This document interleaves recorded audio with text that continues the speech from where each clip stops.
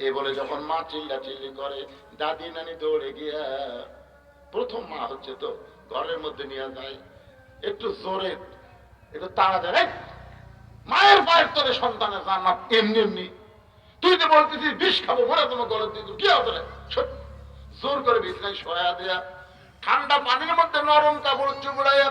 Copper উপর দিয়ে বলে, "অতাও সবিস সবর, ধৈর্য ধর, ধৈর্য ধর, মায়ের পায়ের তলে সন্তানের জান্নাত, আর প্রসব হওয়ার সময় যত রক্ত তোর বের হবে, প্রতি ফোঁটা রক্তের বিনিময়ে আল্লাহ তোকে জান্নাতের উচ্চ আসন দিয়া দিবে।" এইরকম সুন্দর সুন্দর কথা বলে মাকে ধৈর্য ধারণের নির্দেশ দেয় দাদি নানি। কপালে ঠান্ডা পানি যখন লেপটে দিয়ে দেয়, এক সময় এত ব্যথা, ধাত্রী বাচ্চা টানতেছে,